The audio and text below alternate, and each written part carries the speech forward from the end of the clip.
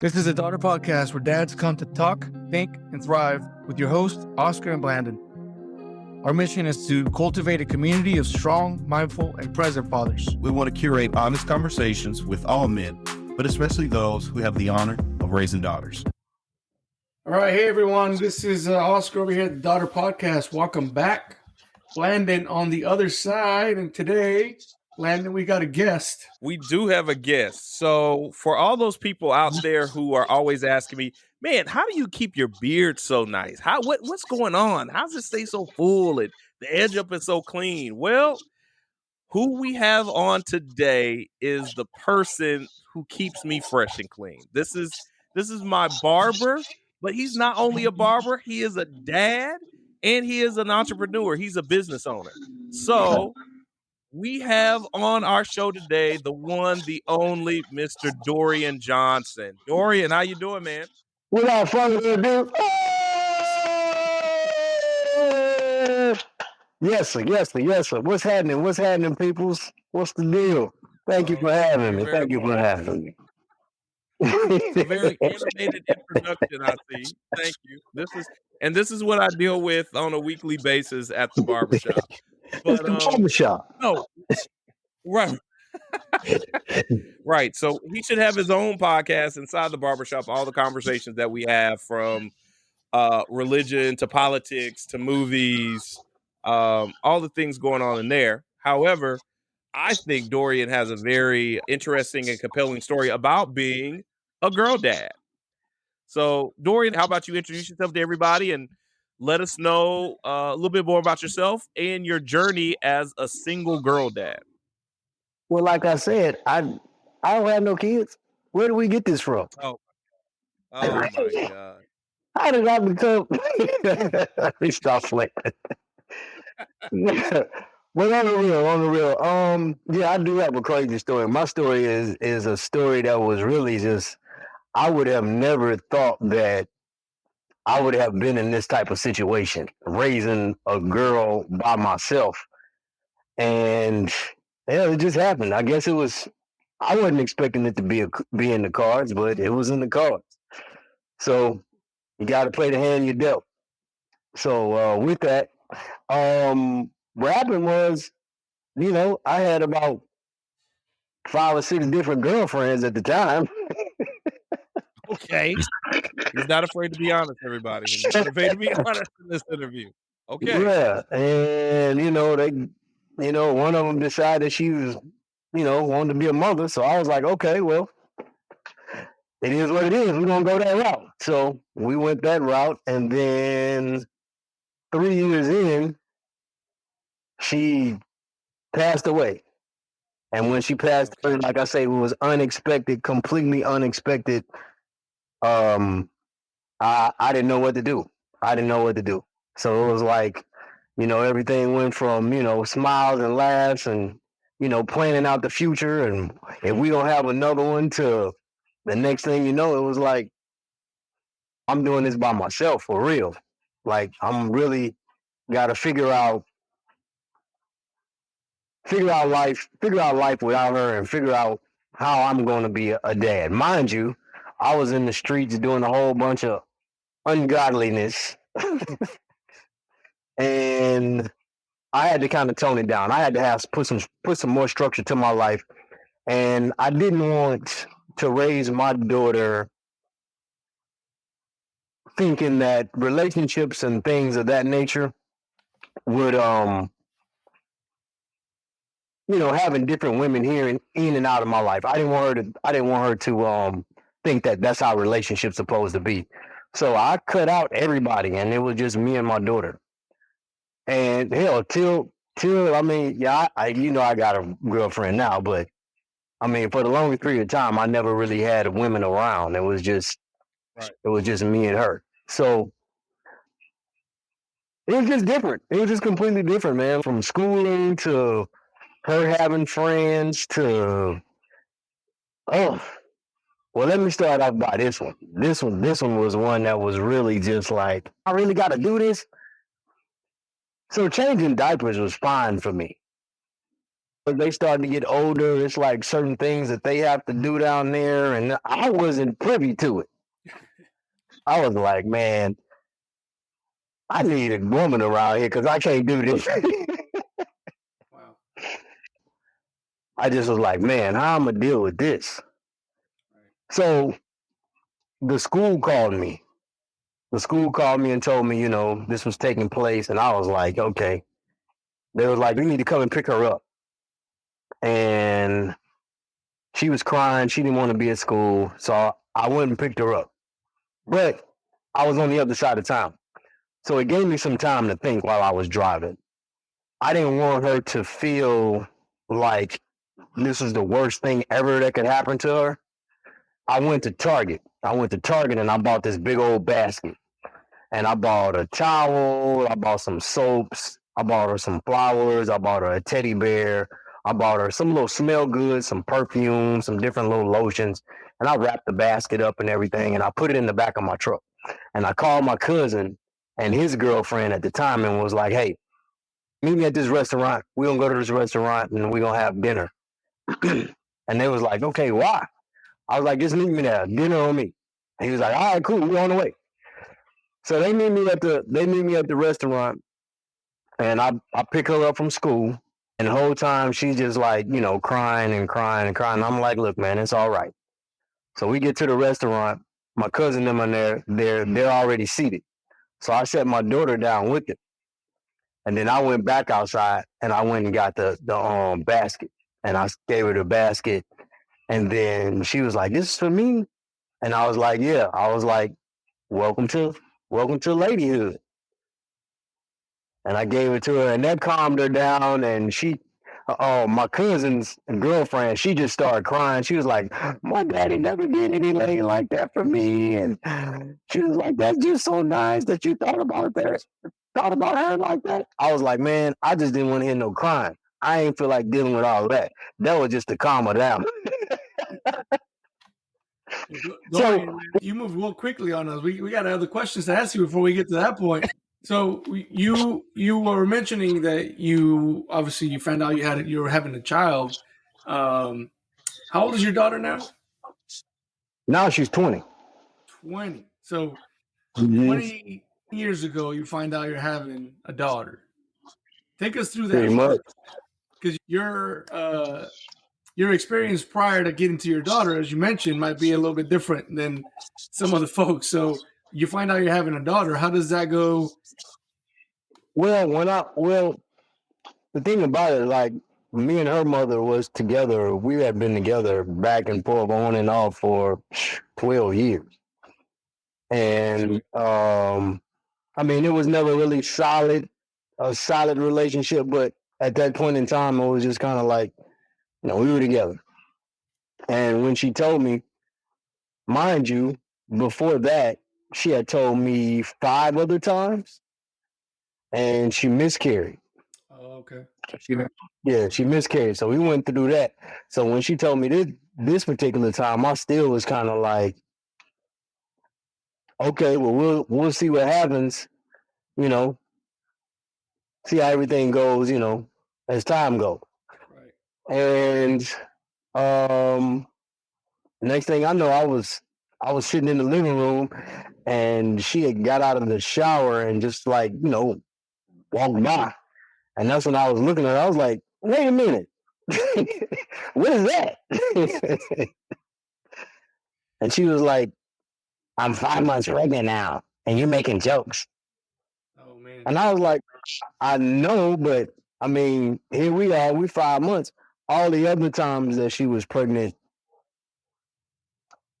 it was no showing. But this particular time, it was like, oh man, like this for real.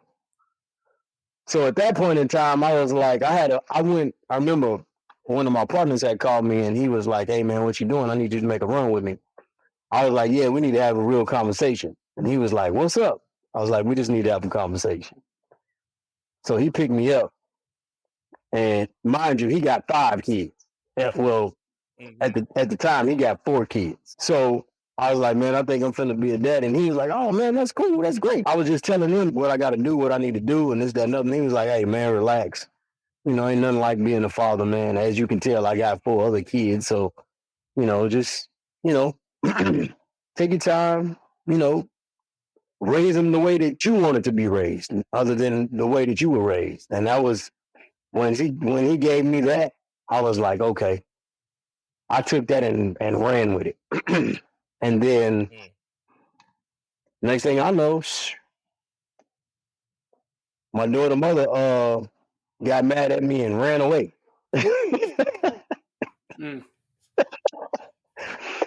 I mean, literally just ran away. I didn't hear from her. She just vanished. And I didn't know where she was. Yeah, I didn't know where she was. And maybe about a month passed by. And then I got a phone call and she was telling me she was in Louisiana. This is before your daughter was born? Yeah. She just up and went to Louisiana. And she went and stayed with her sister out there in Shreveport. So I started going back and forth to Shreveport, which was cool because it gave me a chance to get away from Houston and see some different things and kind of open my mind up to being a father, getting on the highway and riding out there and riding back and watching how much she had changed in that process. From her getting bigger and her just changing mentally in that time frame. It was different. It was different. Wow. We were just talking about that before, Blandon and I, how your kid, even before they get there, but even right at the beginning, they start to change you. Mm-hmm. Right.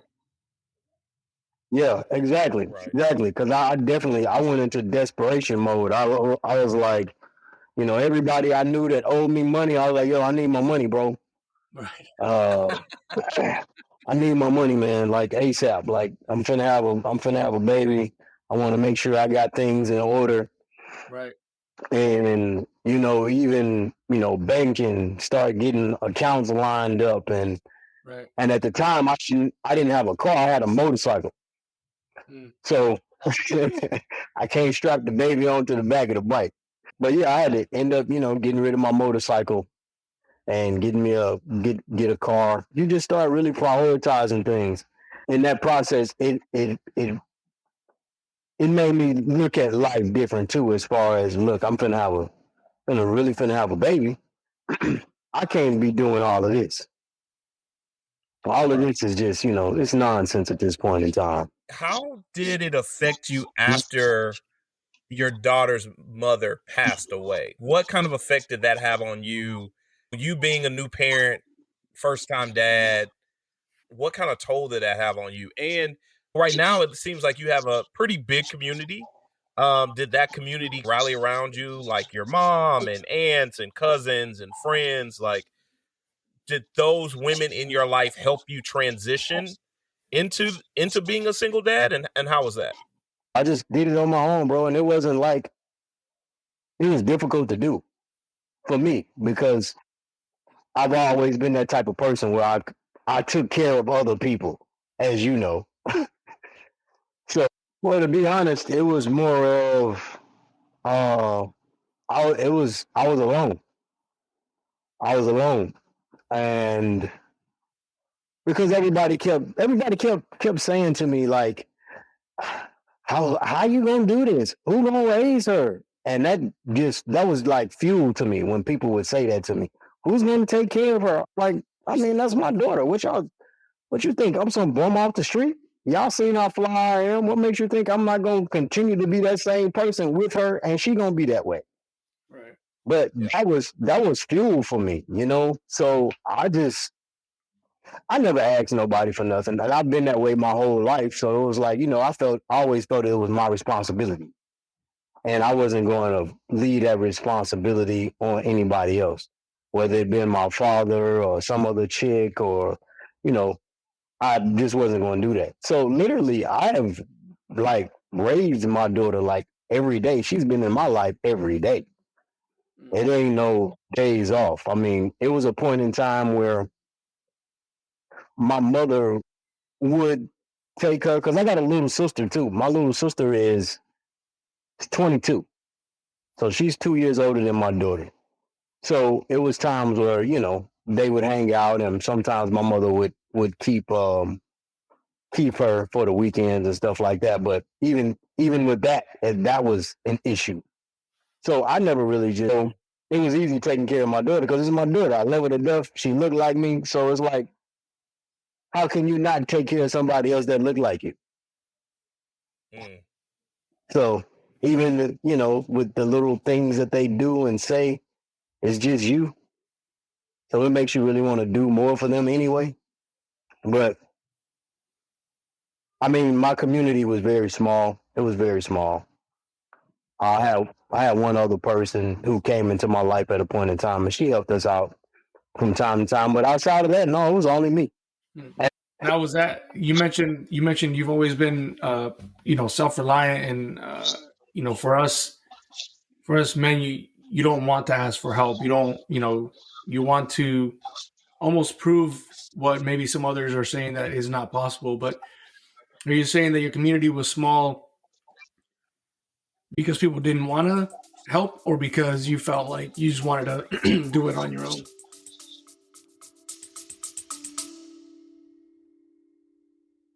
Are you like us and have two little rugrats running around at home? Then you might enjoy our podcast, which is all about parenting with babies and toddlers. Come and join us in our imaginary blanket fort for some conversation. Why should people listen to us? We're married. Emma over there is an identical quadruplet, and I'm... You're an only child, and he's generally a bit wacky. If you want a celebrity or a professional or good advice, then we are not for you. I'm a very involved dad as well, so we have a dad and mum perspective. It's just nice to have a chat with you, honestly. Like once a week. It's quite nice. Go check us out wherever you get your podcasts. Don't wake the baby.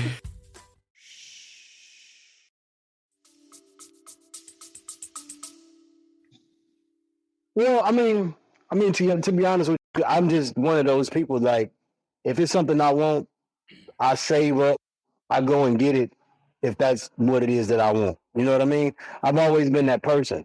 So I didn't know how to ask anybody for help because I was going to figure it out. The only thing I was going to ask about was, hey, man, look, she got a little issue down there. Can you come take care of it? that was it. Outside of that, I didn't have no problem with, raising her.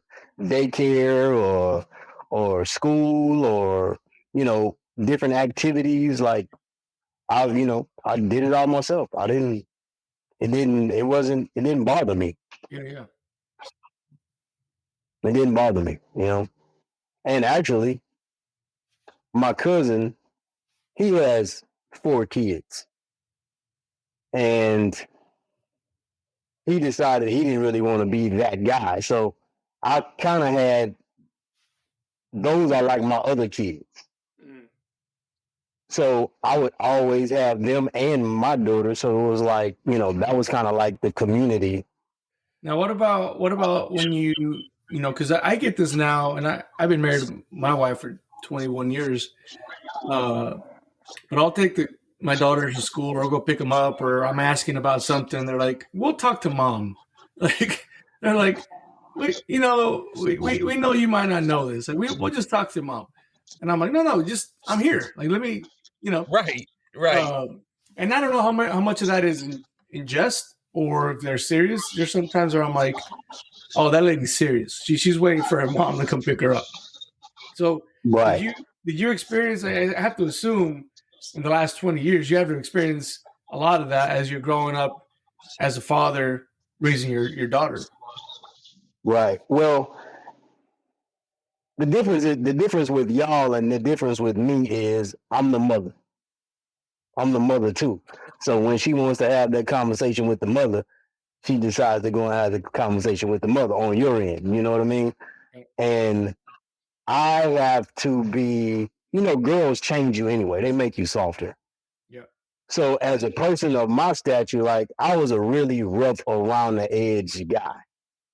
So I really had to change because there was times that I would come in the house and she would just be like, "Oh, you being mean, you being mean," and I'm just like, "I ain't say nothing, but why all these lights on?" So just little stuff like that, I had to change a whole lot. Right. How I would speak to her because it would just, they would just start crying and, then after that, I can't reel her back in. So I had to do a 720 as far as the way I talk, my mannerisms, how I move. And I had to kind of get to the point to where I talk to her all the time. You know, even just going in her room and just laying next to her and be like, "Hey, how was your day? What's going on? What you thinking about? What you think about this? What you think about that?" So I had to make it to where she wanted to talk to me all the time. And now it's like it's that all the time now. Like now when I come in the house or before I even get home, like today, right before Blandon called me, she called me like, "So when you coming home? What time you gonna be here? We need some bread." It's like she's the warden. Right. But we talk about everything. And I love it that we can communicate like that. Like she's fine with talking to me about everything. I started talking to her about boys and sex when she was probably 7 years old. Mm. And the reason I did that was because I wanted her to feel safe with having any conversation with me. Like even if we would watch a different movie, my teachings are a little bit different than probably most. Like if we were watching a movie and it was a sex scene or something like that, I never said, "Hey, get out of here," or "close your eyes," or this, that, and other. I just kind of, relay the message of that's a natural act that people do when they tend to love each other. I say sometimes it's a little different as you get older, but it's an act done by people when they love each other. So always understand that if you're going to put yourself in that situation, let it be with somebody that you truly love and they truly love you. But, a lot of people would be like, "Man, she's too young for that. Why would you tell her this? Why would you tell her that?" I was like, I'd rather be the one to tell her right now versus she's seeing something on TV with one of her friends or hearing something from at school that's completely wrong. So I want her to have a standard of what it's supposed to be early. Right. Versus most people start wanting to tell their kids about sex and stuff when they get about 13, 12, 13. It's like, no, man, it's too late for that. Yeah. She done already seen pictures and stuff popping up on her phones. Like, nah. Matter of fact, I told her when she got about 12 years old, I made her write an essay to me as what do you know about sex and what have you heard about sex? So I made her write me an essay about it. It was hilarious. I wish I still had that paper so I could read it, but it was hilarious. So it to me it sounds like you and your daughter are a term that we use in the military as your that sounds like your combat buddy, right? That sounds like someone who it's been you and her against the world. So how does that leave room for a love life for yourself? Like uh you said you didn't want to see your daughter to see women coming in and out of your life.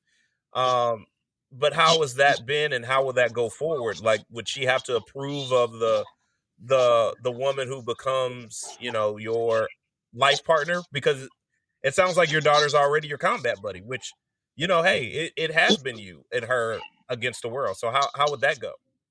Yeah, I mean, once again, like I told you before, it's just all about communication. We just conversate about everything, and as you know, my the relationship that I'm in right now has been rocky because she has 2 kids and I have one, and she's been pretty much raising her daughter, her kids by herself. I mean, but I just let her know, like, hey, this is the situation. This is somebody I like. And, we kind of navigated around it like that. But when I first, my girlfriend now, when I first brought her around, my daughter at the time was probably 15. Yeah, she was probably like 15, 14, 15. And we were talking about, getting passports. So she was like, well, I'm going to bring you the paperwork over. And I was like, okay, cool. So she brought the paperwork for the passport to my house. And it was about 7:00, something like that, in the evening. And I was happy to just be cooking dinner. So when she came over, I, was like, hey man, look, I cooked dinner. You want to eat? She was like, yeah, I'll eat with you. So we sat down and we ate and we started talking. And about an hour and a half went by, almost 2 hours went by. My daughter comes downstairs and was like, yeah, daddy, it's about time for your company to go home. So I'm like looking at her like, man, wait a minute, if you don't go back upstairs and get out of here. But, it's always been, she is very, very protective of me because in her mind, she doesn't have anybody else. Absolutely. I was going to say that. Yeah. She has to be territorial over you because you're all she has. Very territorial. Very territorial. Very. Like, even with my mother, she's territorial. Like, you can't say nothing crazy about me around her. Right. Or she gonna be about their action. Well, it definitely sounds like it's. I mean, you've put in that work, right? So you've been intentional with your daughter, and that's something that your daughter's 20.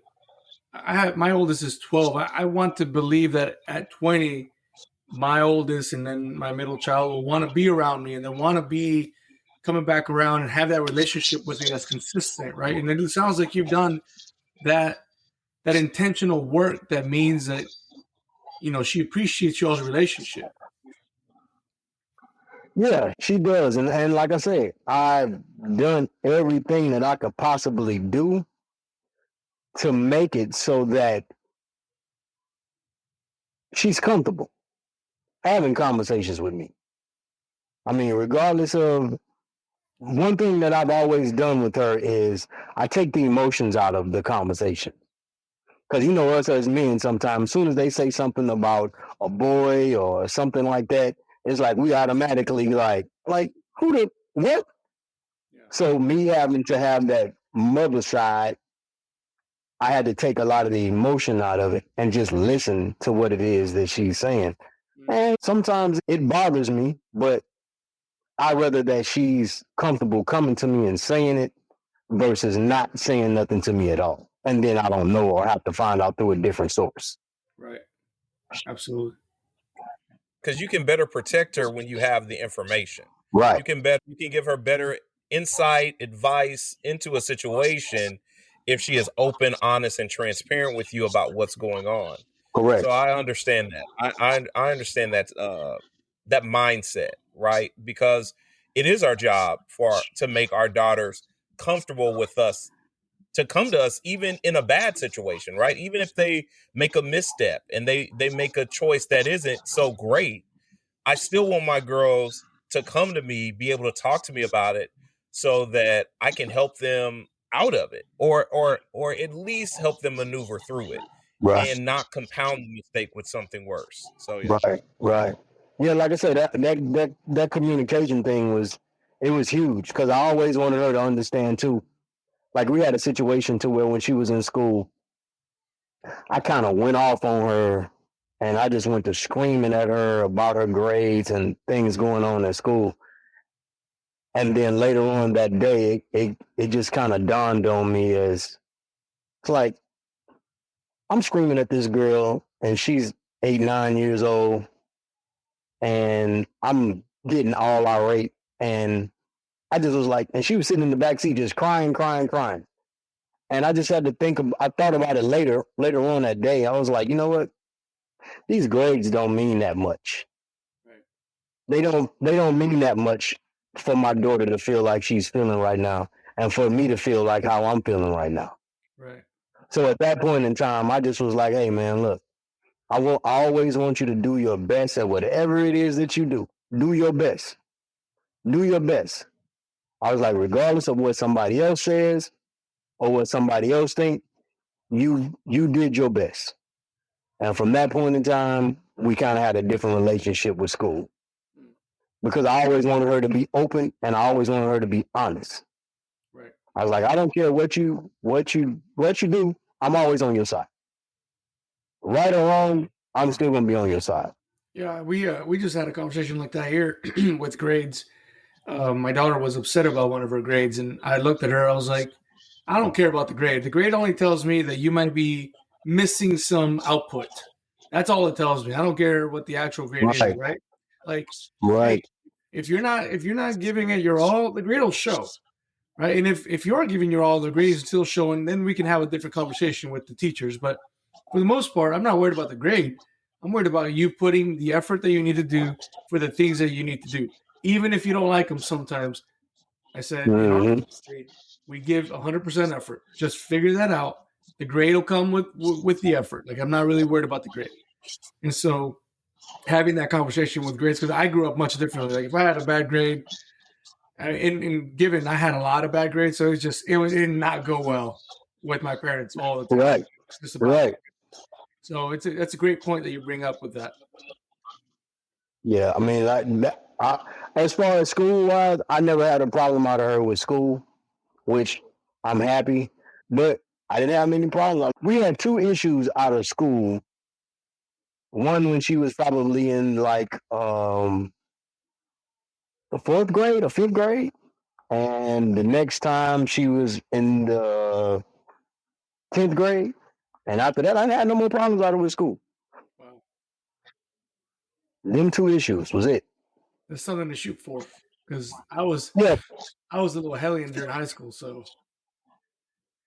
Yeah, but then too, we can only imagine. We can only imagine.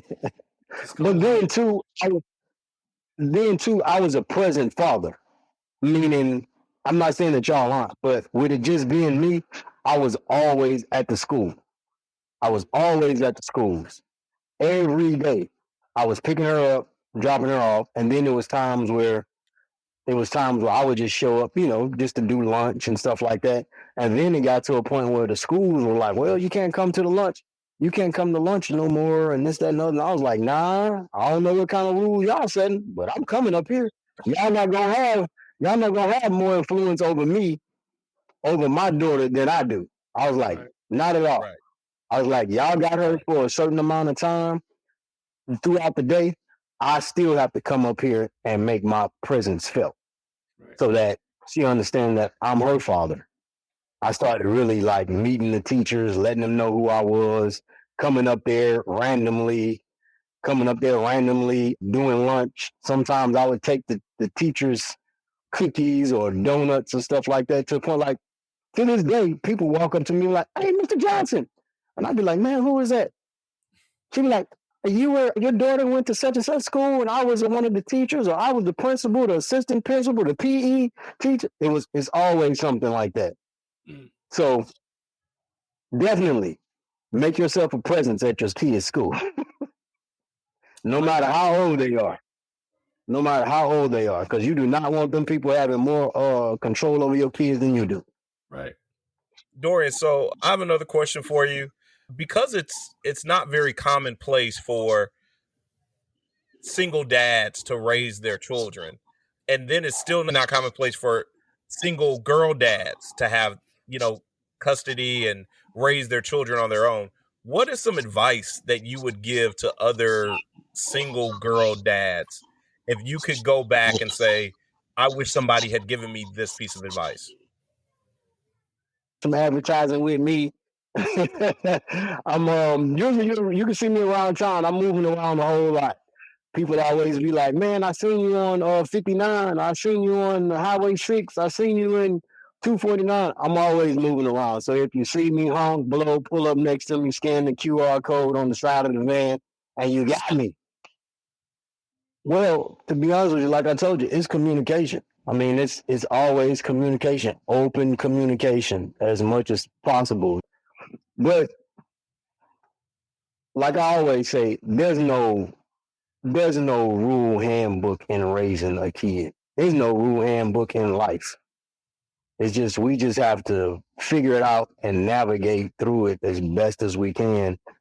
As far as advice, all I can say, man, is communicate and take your feelings and your emotions out a lot of it, because they're gonna hurt your feelings. They're gonna hurt your feelings, and it's like you have to just kind of accept it. You gotta accept it. You have to accept it. I would have never thought this in a million years that I would be in this situation like this with my daughter. But to be honest, I wouldn't change it for the world. I wouldn't change it for the world. She changed me and she made me a better version of me. She definitely made me a better version of me. It's crazy how much power these little children have right from the beginning. For sure. Yeah.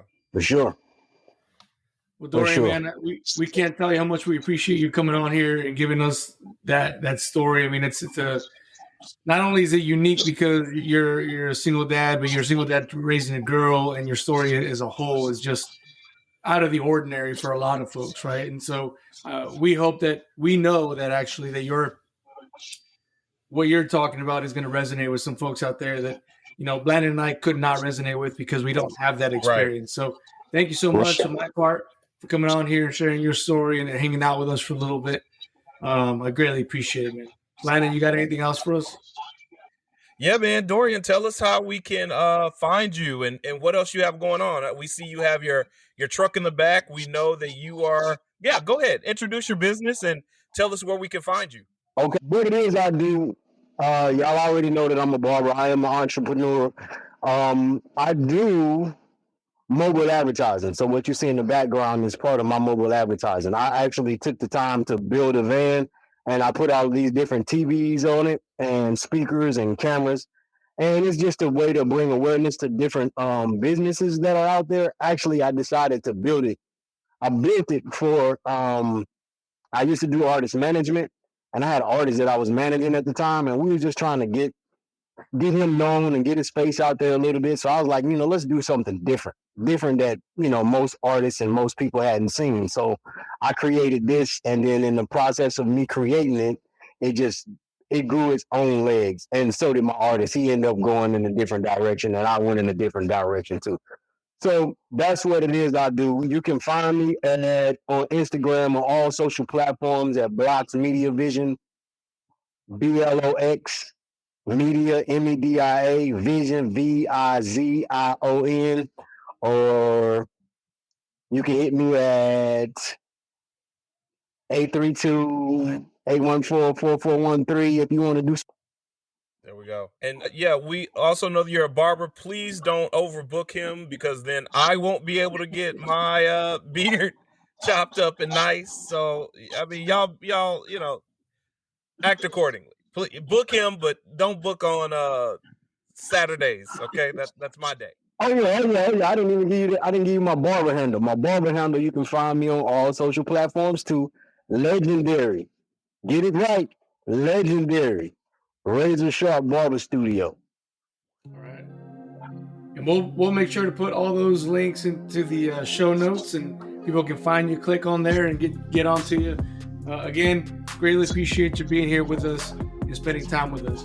For you guys out there, hopefully this helped you as well. If you had a different perspective that me and Blandon can bring, we know that this is something unique, and we greatly appreciate you all for your support and being on here with us.